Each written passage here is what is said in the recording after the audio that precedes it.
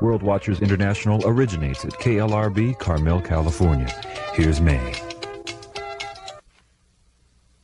Good evening. This is May Brussel in Carmel, California.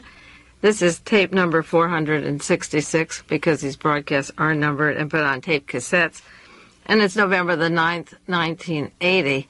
This has been a very traumatic week for me with the elections because in my first published article in 1972, I warned and mentioned the succession of Ronald Reagan as President of the United States.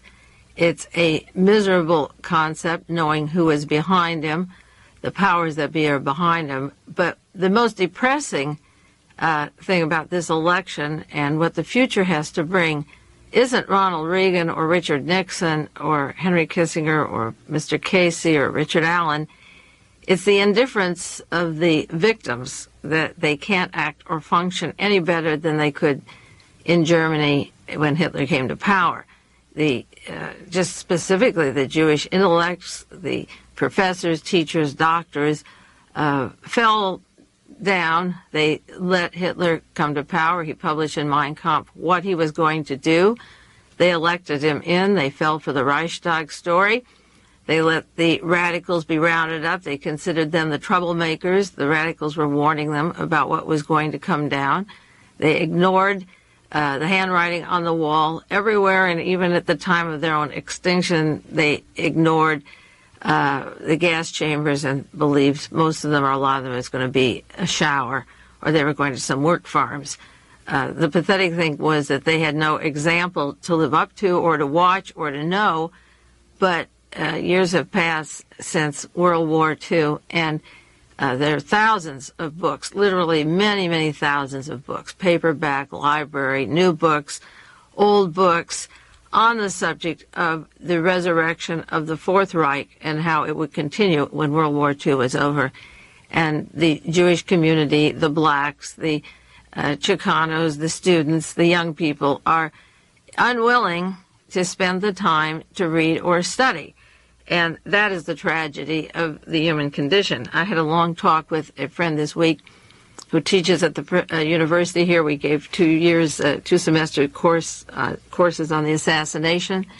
And neither of us felt too depressed because, being somewhat existential or philosophical, we have to accept the fact that each of us have done all that we could do up to this point and will continue to do. But I'm just speaking for myself now. I'm not here to save you. You have to save yourself. I'm not here to give advice because you don't want it. I could tell you what I think you should do to rise up against the conditions you're going to face, but you can't even visualize what you're going to face. I have to do my work and you do your work, and the purpose of my being on the air 9 years or maybe 9 more years, as long as I can, or writing or lecturing, is to illustrate to people that the answers to the question, will we have World War III, are there, or are the Nazis resurging? The answers are there. Do we have control of our own destiny? The answer is in many books that people have had it when they had the will to take control of their own destiny. And there's also much literature to support the fact that when people don't want to do anything, they get swallowed up. I am a workaholic and I am a survivor in a sense. I want to survive and I want to understand life to the best that I can. I'm living in this year. I want to understand what brought these events on and what the future has, as bad as it is. I'm not afraid to look into literature or books or candidates or people and see what they're going to bring down. But it's something that I'm interested in personally, and if other people are interested, we share this information and we share literature and books and facts. But that isn't enough to arouse most people to get away from the entertainment, to unplug the TV, to have dialogues, to get more literature, to write to more public officials, to call more talk shows, to pitch in there. And I really have to respect the moral majority, or that group that gave Congress the heave-ho, and we'll go over some of those names soon. They had a purpose, and the purpose was something they all agreed upon. And they went after it, and they got what they wanted, and what they didn't get this time, they'll get 2 years from now, and then 2 years from then. And they are not going to be confused to their purpose. If you get 12 people organized, such as the group that was organized nationally, in a room, they all went with one idea of mind of what kind of society they wanted, what they didn't want, who voted against the things that they believed in, and who supported the things that they believed in, and who would get rid of the people that they didn't want. And they put their money there, they put their time there, they wrote letters, they had Mr. Richard Vogary in Washington, and they had a mailing list, and they worked their butts off, and they got what they wanted, and what they didn't get, they'll get next time. And you have to really sit back and respect those people, because no matter what things they're doing, whether it's television or ball games or booze or alcohol or whatever they're doing, they still have time to sit together and discuss what kind of a world they think they want. And if it doesn't include you, that's your problem. Whether you're black or Jewish or poor or middle class, white or on welfare or handicapped in any way, they don't want you. That's for you to figure out how to survive. They figured out a way to pull the rug out from under you. You're superfluous. They don't need you. And it's up to you to prove that you are alive. And that is the question, how many people, as opposed to that group, are alive. There were 200 million or more people in this country, and 50% of those went out and voted, and the others stayed home. And I'll talk a little bit more about that in a while. I have a list of about 16 different topics, and obviously we can't do them all in 1 week. That's always the problem. So I'll run down some of the things about the election first and have more to say on that in the weeks to come. Mr. Henry Kissinger was asked would he accept the job of Secretary of State, and Henry Kissinger replied, this was in the New York Times, it would be, in quotes, the height of arrogance to reject such an important position out of hand, end quote.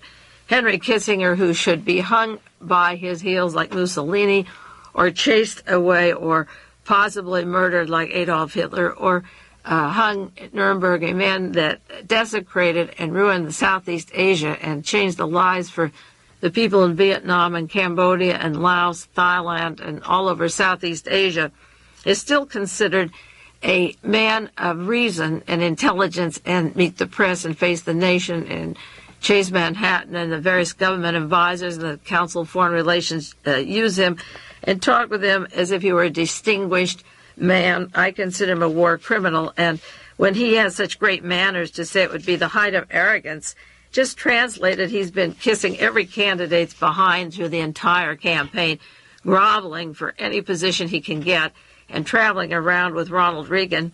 Of course, Ronald Reagan's team doesn't like Henry Kissinger. He's too far left for them, and they don't want any part of him because they consider him a radical left-winger. This team is in for business, and they don't want any fools like Kissinger around. But Kissinger may get his handle on some job with Ronald Reagan. The whole team is so polluted that one more or less isn't going to make much difference. There's a book that came out by a man who works for RAND Corporation, a government agency, published by Columbia University Press, that I have in my library. It's called The Faces of Power, Constancy and Change in United States Foreign Power in the period of Harry Truman and the atomic bomb and the Cold War and the Dulles brothers and that whole ugly episode of American history that we're still experiencing up through Lyndon Johnson, the assassination of John Kennedy, and the manipulation of power during the Johnson administration. And it covers the time periods of, as I say, from 1948 through the Johnson administration on the use of American power in Cuba, Laos, Congo, Berlin, Cuban Missile Crisis, and so forth, or Alan Dulles' Psychology of Power, and so forth. But the point about the book, which is really interesting in the use of power, is a point that the author makes where he says, I'm going to quote this from the book, he says, the powerful are those who have large purposes and can accomplish them. So if you are knocked out of this scene, if you feel weak, much of the reason for that is because you don't have noble purposes and you can't accomplish anything unless you have some purpose in life other than just existing. This author says to accomplish these purposes, men usually require some degree of consent from other people. The ability to induce consent from others is the essence of political power. The fact that Ronald Reagan, with the background that he had in California, as a governor at Isla Vista or at the University of California, or closing the mental hospitals, or cutting the underpinnings out of the students, the poor, and so forth, always talking about the welfare cheaters. The fact that Carter threw in the election in California because it was all Reagan's tells you something about the genius of Ronald Reagan to have power. He induced this consent without having what you would call a physical military junta or a coup. There was a time where people thought there would be martial law under Ronald Reagan, or rather Richard Nixon, or a coup d'etat to grab power at a certain time when Ronald Reagan was working on the Garden Plot. He said this was a plan of emergency in the United States, and at the meetings he said if people knew I was here and what I was doing, they'd think it was a plan to take over the country. Well, the country really was taken over November 22nd, 1963, and Reagan just slid in. The people just handed him every chance to win this election. This book says often national power is regarded in purely physical terms. You sometimes have to come in and inflict destruction. But sometimes there's power where you don't use physical force. The power of one individual or society over another is determined profoundly by the willingness of each to give in to the desire of the others. And this is a perfect example of when one group, the Reagan, the Southern Belt, the ammunition makers, the warfare state, wanted the presidency of the United States. All they had to do was stay constant, put in people they wanted in office, and make sure that they had this power without the average person even waking up. Now, there's more of us than there are of them, but they analyzed the lethargy, the indifference, the turning back from the assassination syndromes of John Kennedy, Robert Kennedy, Malcolm X, Martin Luther King, Medgar Evers, Adlai Stevenson, Dag Hammarskjöld, Ralph Bunche.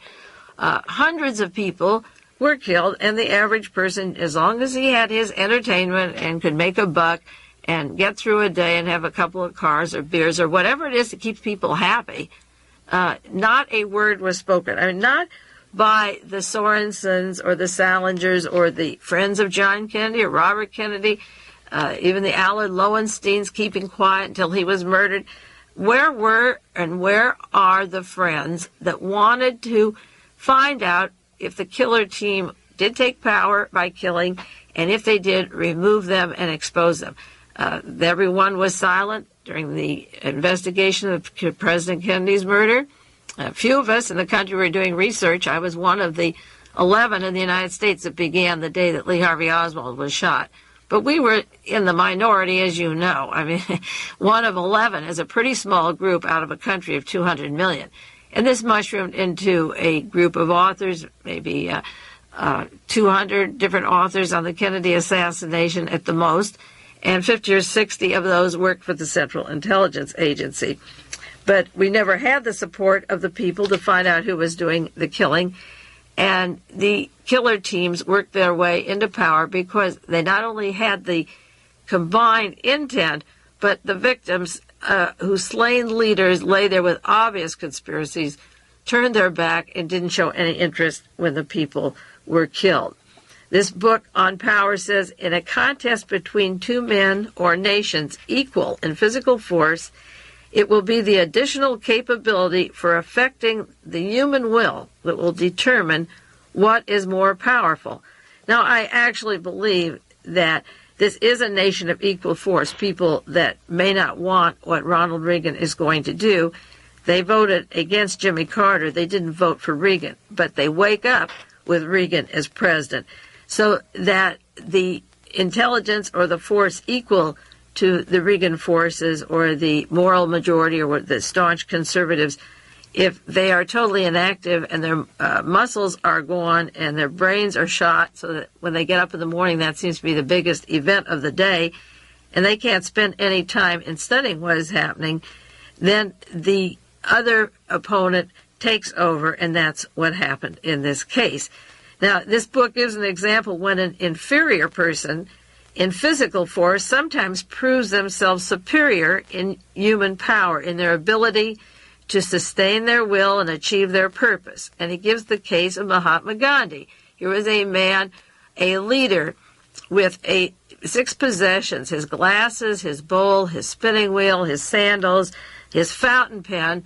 He had 6 in his garment that he wove and wore. And he was able to chase the British Empire out of India, and 1 million people were amassed behind him, and the British left.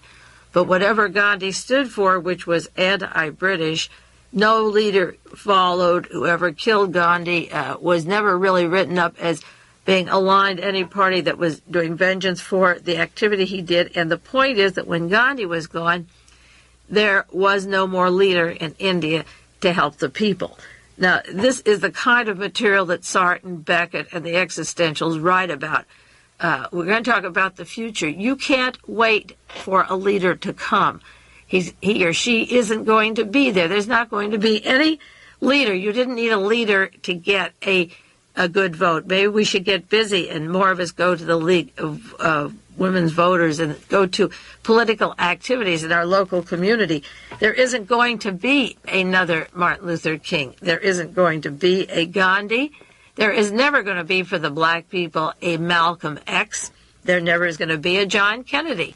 There's never going to be a Robert Kennedy who wants to break up organized crime or child prostitution or slave labor and blackmail and all the various extortion rackets that the organized crime do.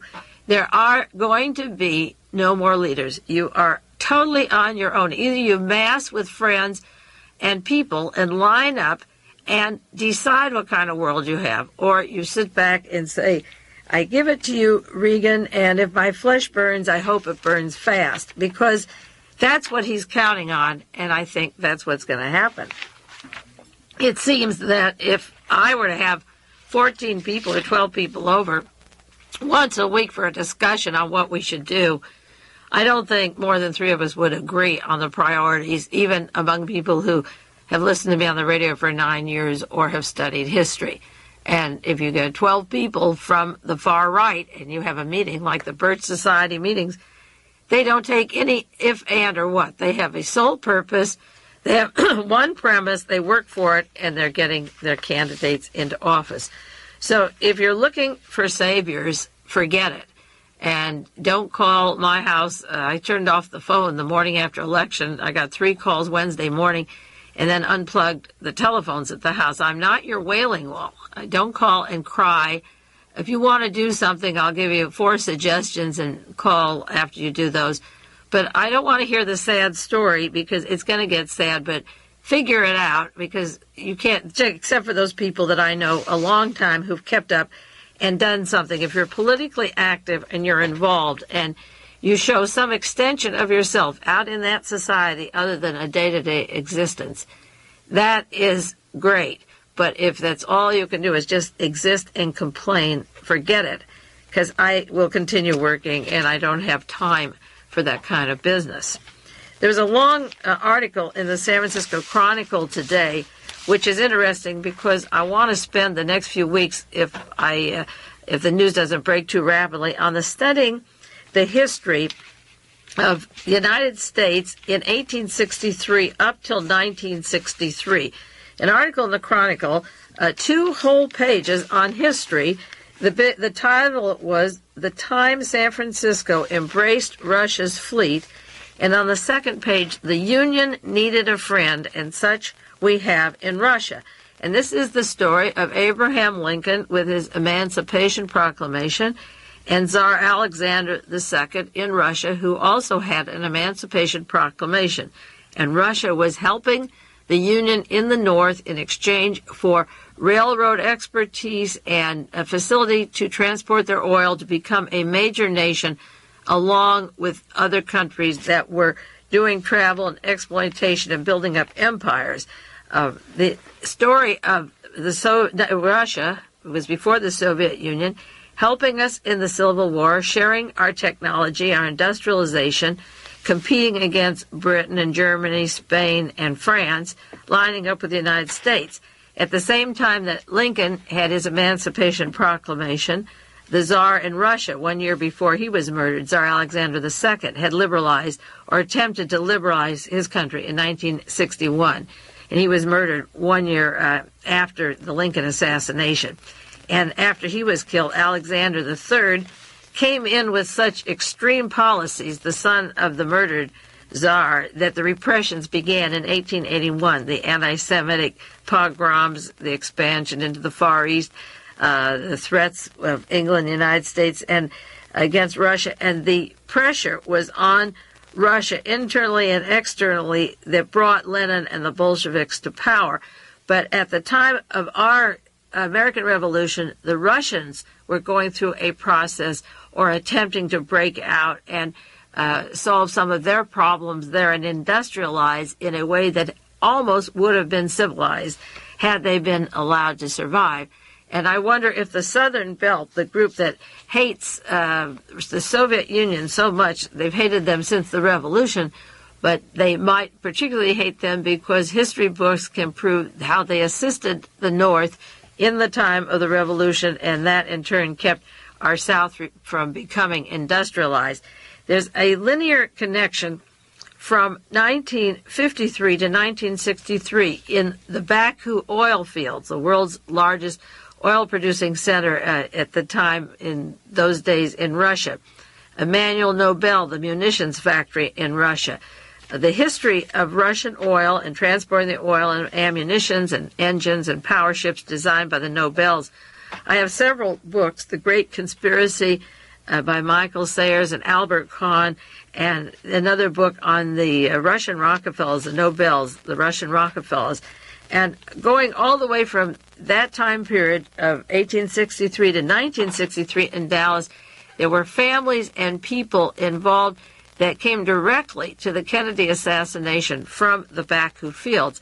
George de Mohrenschildt, Lee Harvey Oswald's closest friend, and his CIA, the man that took care of him, his CIA agent in control in the Dallas-Fort Worth area, worked as a Nazi spy. He worked for the FBI and the CIA, and his father managed the Baku oil fields for the Tsar in Russia prior to the revolution when they were all kicked out. And at that time, they were rearmed with money by Herbert Hoover, who was supposed to be feeding the poor after the war, and they were funded with large amounts of money. And when the Russian Revolution came, Herbert Hoover began the Institute in Palo Alto in 1919 with $50,000 to avenge and take back financial holdings he had in Russia.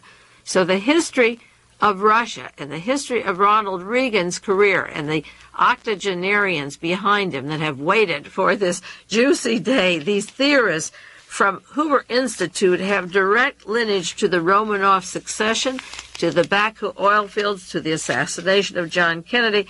And hopefully I'll spend 2 or 3 weeks just on the Nobel family, the de Mohrenschildt family, the Russian Revolution, Herbert Hoover, and the murder of John Kennedy, to show you that these events are shaped by affecting each other. They're not isolated events. The putting of Ronald Reagan into power with the Hoover Institute, advisors controlling him all of his political life since the 60s, and now a large hunk of them will move to Washington, to the White House, to keep advising him and writing his speeches against the Soviet Union, to hopefully avenge taking wealth, forests, minerals of people like Herbert Hoover, who actually had $1 billion investment in the Tsar's Russia before the revolution came. Ronald Reagan is the front man for a group that have nestled and studied and catapulted him. There was Richard Nixon first, and then Spiro Agnew was to be one of their successors. But Reagan has really been groomed and feathered by this team who are moving to Washington. And on the show this evening or next week or so, I'll give you a list of the cast of characters.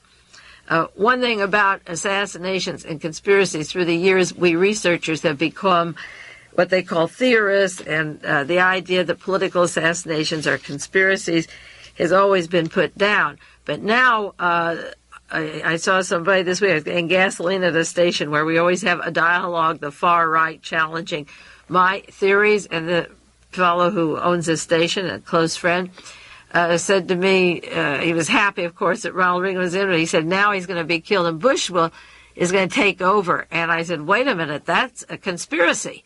You can't have it both ways. A single person killed John Kennedy, Robert Kennedy, and Martin Luther King, and now you're telling me the trilaterals are going to kill Ronald Reagan and put in George Bush. When it's your man and you waited 12 years to get him president, you think a conspiracy is going to kill him. But when a Democrat comes in, that's not a conspiracy. So you can't have it both ways. Maybe the Republicans will get conspiracy-minded and they'll stop calling us conspiracy theorists. There's a book out called The Zero Factor, which a listener sent to me by William Oscar Johnson. Every president elected since 1840 who had a zero in the year gets killed. William Harrison, 1840, Abraham Lincoln, 1860, Garfield, 1880, McKinley, 100, Harding, 1920, Roosevelt, 1940, and Kennedy, 1960. Everyone, every 20 years with a zero gets offed. So as I've mentioned before on programs, maybe we're not talking about Reagan at all. Maybe we're talking about George Bush, and if he's the vice president, he would have the same people behind him. He was director of the CIA, and they'd be very pleased to instruct Mr. Bush on what to do. Being as he was director of the Central Intelligence Agency, he's really in a hierarchy above those schleppers at the Hoover Institute in terms of power. He had the ultimate power, and also as ambassador to China. Regarding the zero factor, I had an idea about electing presidents of the United States that I want to share with you, and think about it because it's very hard to introduce new ideas. But this is the way I see it. In an age where political assassinations are so easy, there's questions of how Franklin Roosevelt died at Warm Springs, Georgia, the assassination of John Kennedy. There were plans to kill Richard Nixon, to make Spiro Agnew president at the time of Watergate. If there's worry about Ronald Reagan and the successor, I believe that the President of the United States should be elected at the time of the national elections, or when he gets the nomination for his party, and after the election, he selects a vice president that he can work with. In other words, the vice president shouldn't be part of the killer team. Lyndon Johnson was all set to become president, and all Kennedy did was serve 1,000 days, and he was off. And the people behind LBJ, the Hunts and the Murchisons and John Connally and the Texas hierarchy and the oil people, the Pentagon, and Herbert Hoover and J. Edgar Hoover, the whole gang, not Herbert Hoover, J. Edgar Hoover, the whole group had Kennedy out of the way because they were waiting with Lyndon Johnson. Now, many people are afraid that George Bush is just sitting there waiting for the trilaterals, the Bilderbergers, to slip him into place. And Richard Nixon knew that Agnew would be his successor. As soon as the tape was on the door at Watergate, he got rid of Agnew fast before he had the lever was done in. And I think that in the case of Truman, he was put in with Roosevelt. He was not trained for the position. He had no international knowledge. And he went along with the National Security Council being formed and the atomic bomb and so forth. What I think we should do is have a president who selects his buddy that he can work with, like a cabinet job as vice president, not somebody who would kill him or would get into power. And if the president is killed, have a national election and take another president. The man who succeeds him shouldn't have been part of the killing team. In an age of the Central Intelligence Agency and bullets flying and so much subterfuge and murder, it seems to me that we should elect a president each time he's dead to make sure that the successor didn't kill him in order to become the successor. Now, this is the first half of this tape. You play around with that idea. We'll be back in 60 seconds. We're going to take a break and go on with some other ideas. But think about how to select a vice president so that we don't get somebody that they have put in knowing that he will be dead. This concludes the first half of World Watchers International with Mae Brussel. We will return with the second half after a brief pause.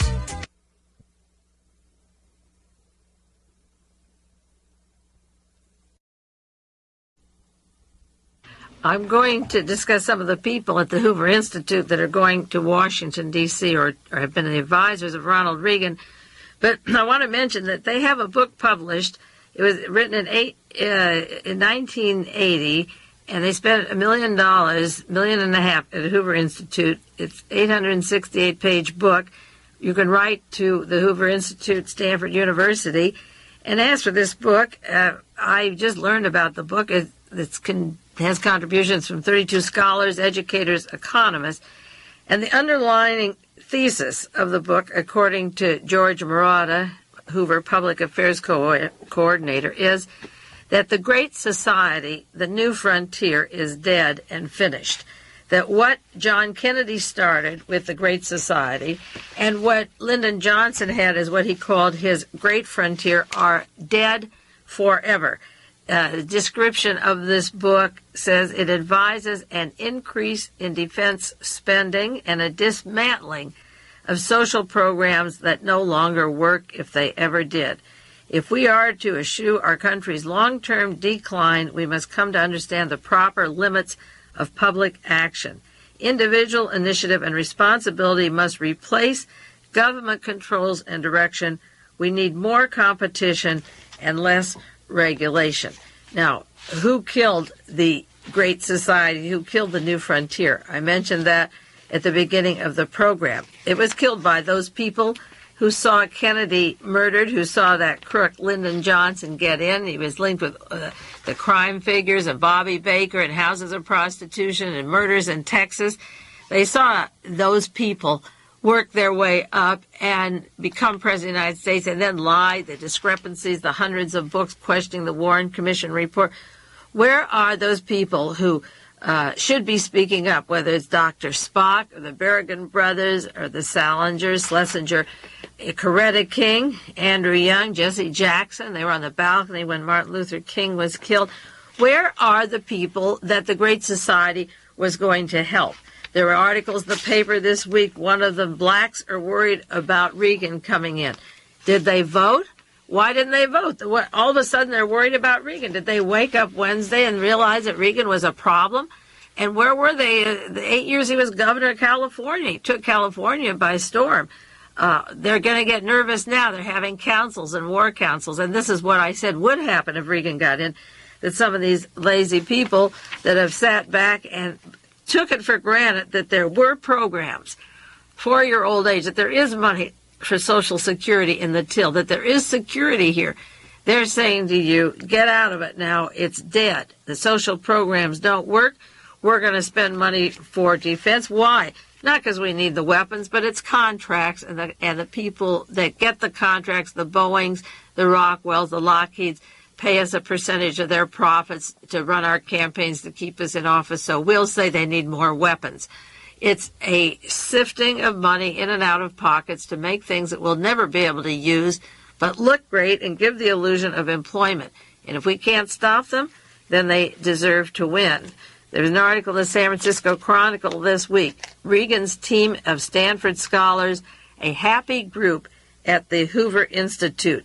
More than a half a dozen Hoover scholars will be packing and moving with Reagan to the White House staff or sub-cabinet levels, and they all have close ties to the Hoover Institute. They mentioned two people, for example, Martin Anderson and Darrell Trent, who are top-ranking advisors on domestic affairs to Ronald Reagan, who headed the Office of Emergency Services under the Nixon administration on leave of absence from the Hoover Tower.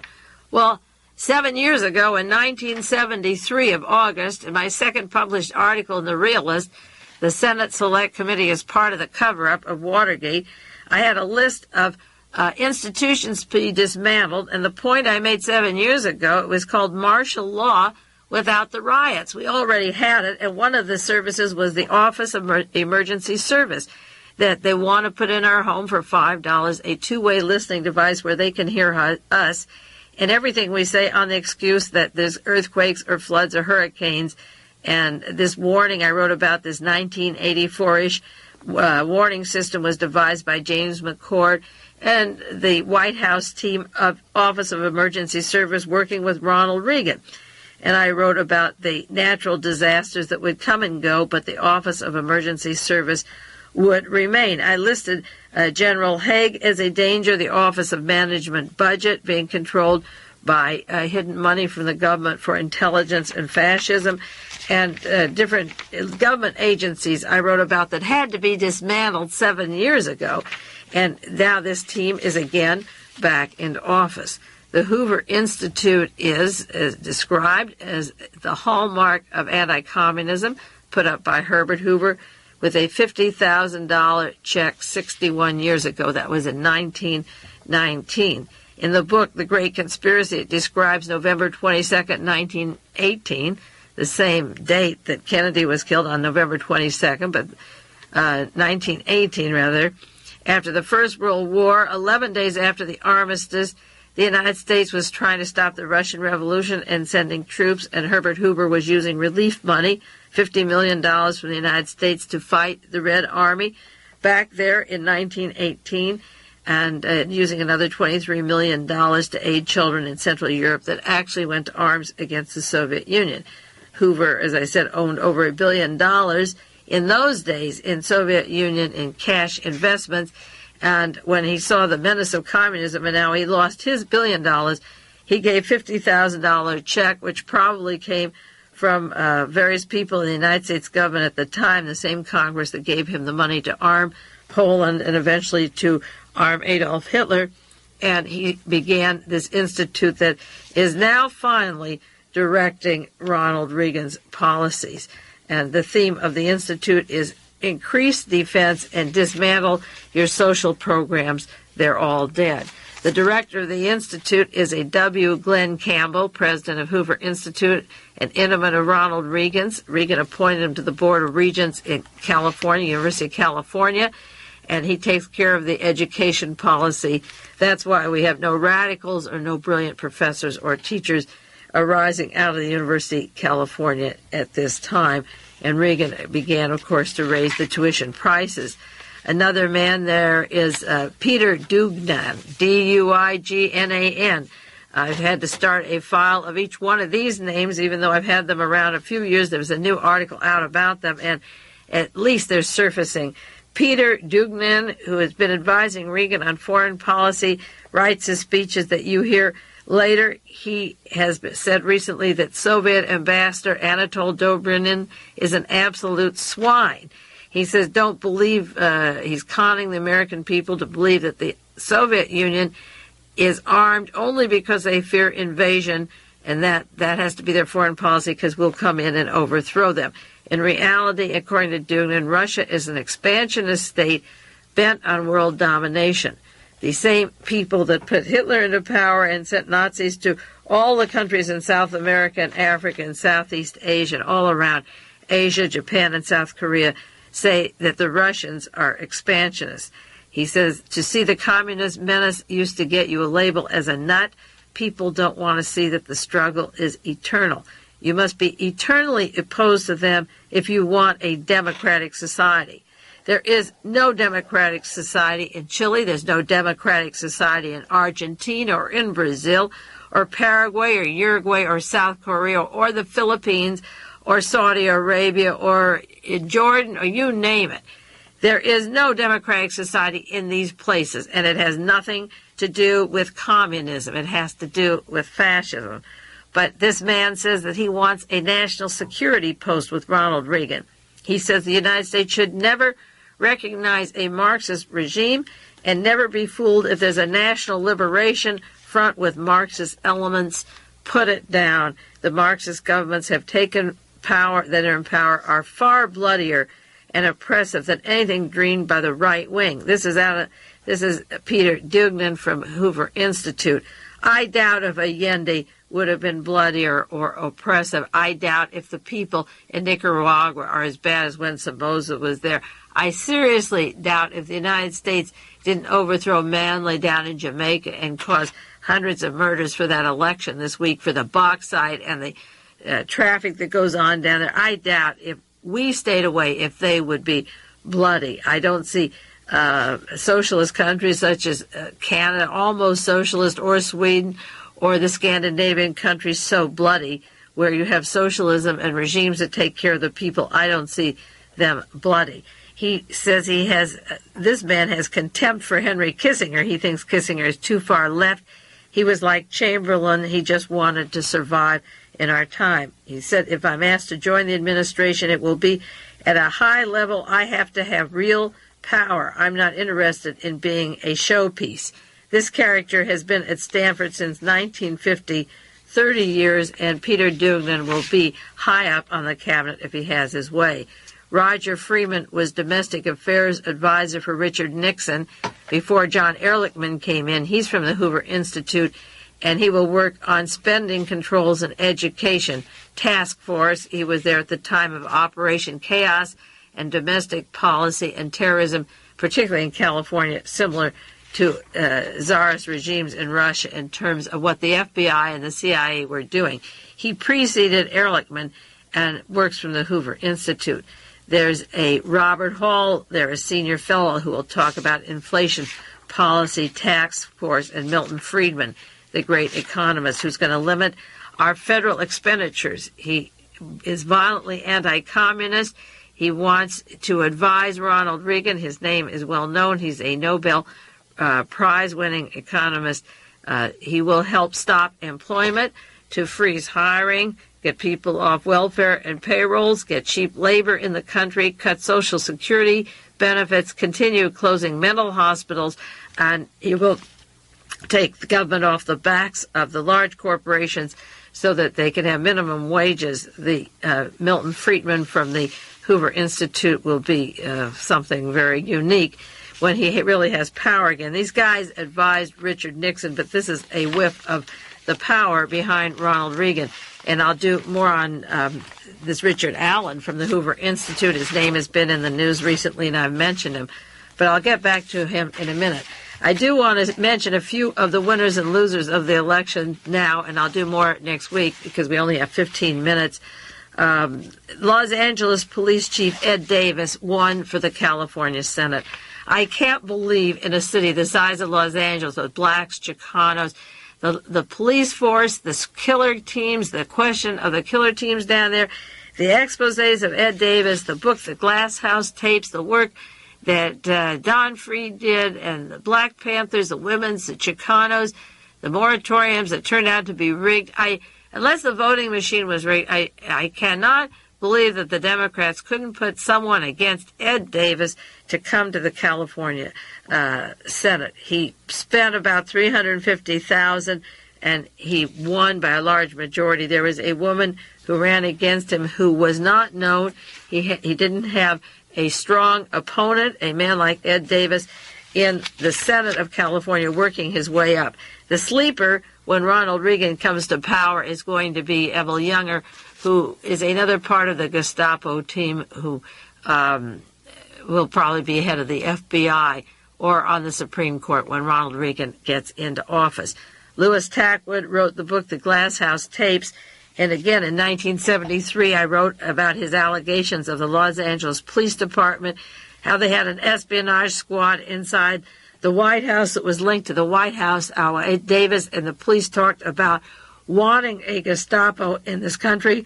They were linked to J. Edgar Hoover and William Sullivan of Division 5 and the assassination teams, that Squad 19 was going to kill Richard Nixon in San Diego, that the police department of Squad Criminal Conspiracy Section had provocateurs that were going to cause violence at the time of the conventions. The conventions later were moved to Miami.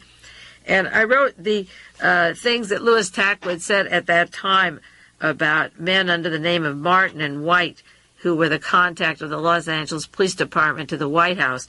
And later James McCord checked in with the name Martin, and E. Howard Hunt was White at the time of the Watergate arrests. There were allegations of millions of dollars set aside for secret martial law plans. This all involved the Los Angeles Police Department, and I have article after article about the discrepancies, the Robert Kennedy assassination, the murder in the Ambassador Hotel, the Los Angeles Police Department. They have on record 10 bullets, and Sirhan's gun shot 8, and they say Sirhan did it alone.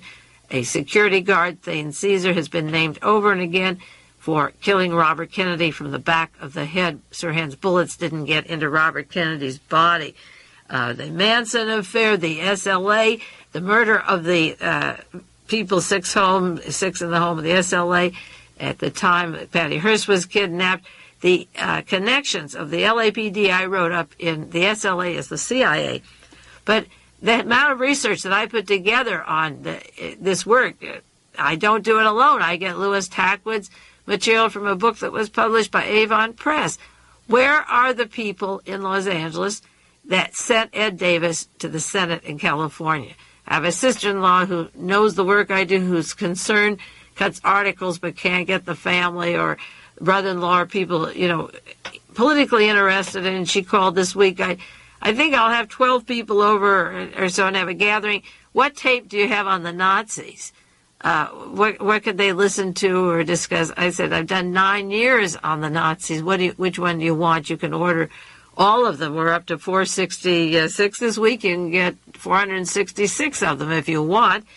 But where are those people that didn't come out, that didn't call the radio talk shows, that didn't understand the victims of Ed Davis, that didn't get on and tell other people? How could they not vote?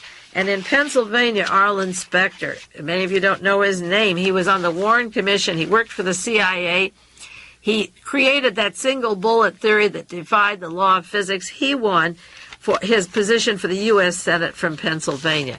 Arlen Specter, a man who earlier, he was once a Democrat. He turned Republican. He served 8 years as a district attorney in Philadelphia. And he ran for mayor in Philadelphia, and he lost. He ran for prosecutor, and he lost. He ran a Senate nomination, and he lost. And he ran for the governor, and he lost. And this time, he won. And Specter was organized. He had a great campaign. And he had John Hines, a Republican from Pennsylvania, and the most politically conservative people behind him. And now we have Arlen Specter from the assassination days of John Kennedy into the Senate of the United States. They say John Connally is going to get a cabinet appointment by Ronald Reagan. His name runs through the fabrics of Watergate, the Kennedy assassination, the cover-ups, and he will get on the cabinet along with the others.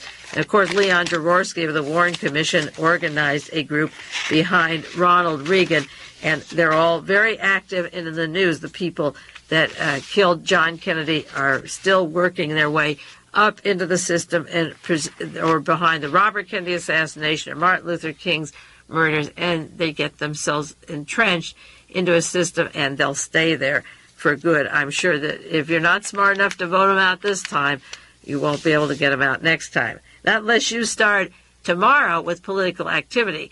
The moral majority were on Good Morning America, the Today Show, and they asked were they satisfied with their victories, the way they swept out the Congress. And they were perfectly happy. They said, if I were Senator Ted Kennedy, and they mentioned Morris Udall, who got in this time, and 2 or 3 others, he said, they're dead next time. Next time the election comes, they're out. Forget it. They start work this week. If the election was this Tuesday, I'm sure that after a little partying and a few mints and jelly beans, by next Tuesday, they will have marked on the calendar who they're going to target in the 50 states, and they'll organize and keep a record and bumper stickers and call talk shows and write letters to the newspaper and sit together and decide who they want out next, and they'll get them out next.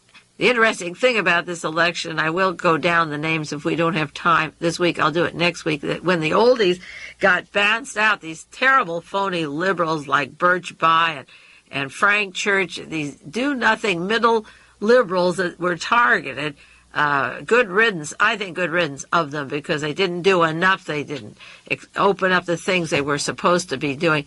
But when they were targeted, the members of the Senate and the House of Representatives are replaced with young people now, 24, 34, 27 years of age. A few oldies like Goldwater got in again. He'll be crawling in on his hands and legs with Hayakawa to the Senate. Like Douglas of the Supreme Court, they'll put them in wheelchairs and carry them in to keep them as long as they can. But to replace them, they don't have any old ones.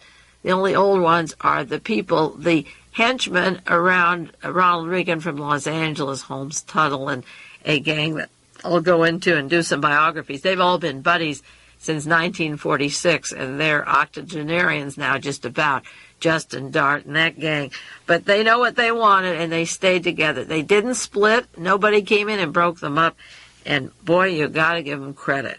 And speaking of breaking up, one of the nastiest campaigns was in New York City with Elizabeth Holtzman. I see that Shirley Chisholm got back in, but there's women that have tried to get the Senate and didn't get it, and there are people out of office such as Bella Abzug and Yvonne Burke. She lost. She was in the House of Representatives and went for the Board of Supervisors. A woman who was on the House Select Committee of Assassinations and covered up, again, a black woman covering up the death of Martin Luther King and John Kennedy. I'm glad she lost in L.A. The moral majority ran a dirty campaign against her, but she wasn't much anyway. If the Democrats are going to be so slimy and sleazy, good riddance. At least know what you're getting and get rid of these people. Now, Elizabeth Holtzman is a woman who has tried to fight the oil company. She has tried to help she's worked with immigration investigations to ferret out Nazis who came here illegally. She's been a very good, consistent, conscientious woman in the House of Representatives. And she's given the business, you'd make a great senator. There's only another woman in the Senate. And it gets to her head and ego. So she runs against D'Amato and Javits, Senator Jacob Javits. Javits lost in the primary, and so he goes as an independent, runs as a liberal, traveling around to the Young Israel of Baywater Synagogue in New York City, talking to 150 Jews about how liberal Elizabeth Holtzman is, who's trying to protect their investment in this country, who's trying to tell them what's happening. And Javits takes enough votes added up that Elizabeth Holtzman is out. She goes for the Big Apple. She says the House of Representatives isn't enough. I guess I got to make the Senate. They give her a grandiose idea like Bella Abzug, who was pushed out by Monahan. They take these women who work to a certain point, and then they get their ego going that they're better than they are, and they run strong candidates against them or even weak ones and underpin them and put these women flat on their face so you don't even know about them. I'm glad Shirley Chisholm is in the House. I hope she doesn't run for the Senate. But Bella Abzug and Yvonne Burke and Elizabeth Holtzman are out. And Ms. Schroeder won in Colorado, but she stayed in the House of Representatives. That's the important thing. If she ran for the Senate, the old boys would have knocked her out, but she won in Colorado. And maybe that's where the women should be until they can prove who's kicking them out of the Senate. There was a miserable election in New York City, and D'Amato was really hitting her hard, but what was worse than his hitting her is the way the Javits went after her.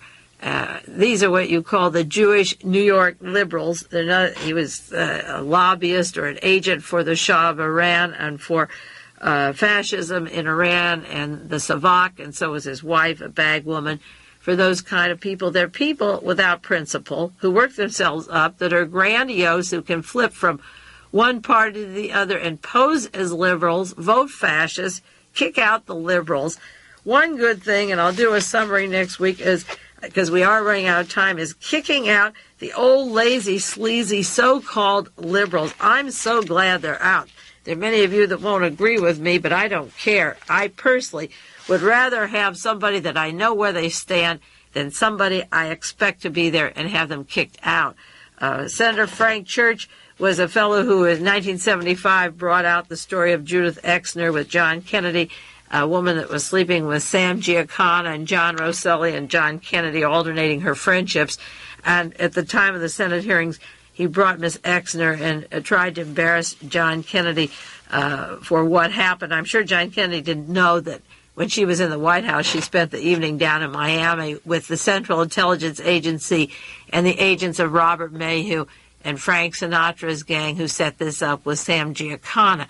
Kennedy probably didn't even know where she was in the morning, and they were transporting her. But Frank Church was consumed with embarrassing Kennedy. He didn't bring in Robert Mayhew or the people that should have been called to the Intelligence Committee, nor did he with the Intelligence Committee want to know about Jonestown and gun running and narcotics and mind control and the killing of Leo Ryan, a member of the Congress.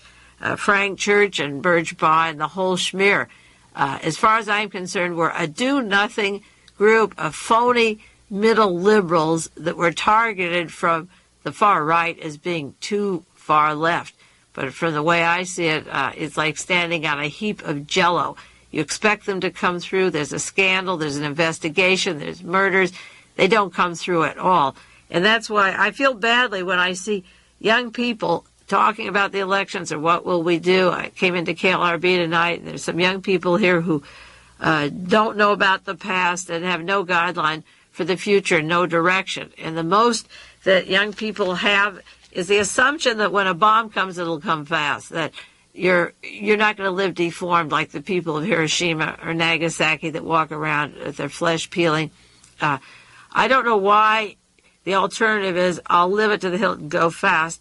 At some point, are there going to be people who are going to get together and begin to accumulate facts about the people behind Ronald Reagan, about what he's going to do if a country is to be overthrown, such as Fidel Castro's Cuba? Is Castro doing wrong by the people there? Do we have a right? Would we revolt if he begins to bomb and invade Cuba because Russia decides to stay in Poland?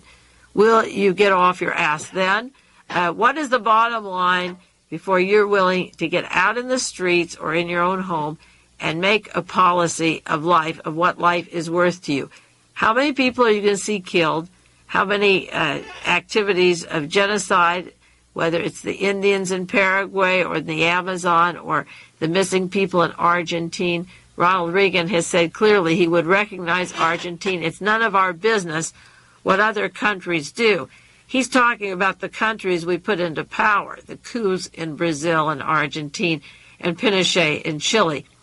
Do we want heads of states that recognize fascism as a viable government if they are willing to buy our weapons and trade with us? Is that all that America is? Is that what you want to settle for? If you say my country, right or wrong, we can sell to anybody, we can invade anywhere, then realize that that mentality that Hitler had brought bombs in the towns, that people were killed, that people went off to battle, that a lot of blood was shed and a lot of pain was felt. 28 million people or more died because of Adolf Hitler, and 20 or 30 million more displaced and homeless, and people with tattoos on their arms and torture and terrible experiences. You have to come to terms, I think, with what the bottom line is that you're willing to put up in order to wake up, because it's going to come in stages, and you better have a bottom line of how much you want to take and a group of people that will sit with you and decide that they agree with you, that they've had enough, and plan a course of action. The others are planning their course of action. And if you want change, you have to plan it. You can't wait along because no leader's going to come and do it. You're going to do it in bunches, spontaneously, or not at all. Well, that's it. This is the election of 1980. We got a lot of work to do. I've been doing it for 17 years, and if you just get started tomorrow, it's still, the years go fast, and it's worthwhile. This is Mae Brussel in Carmel, California. You take care, and I'll be back next week. This has been World Watchers International with noted conspiracy investigator Mae Brussel. This program originates from Carmel, California.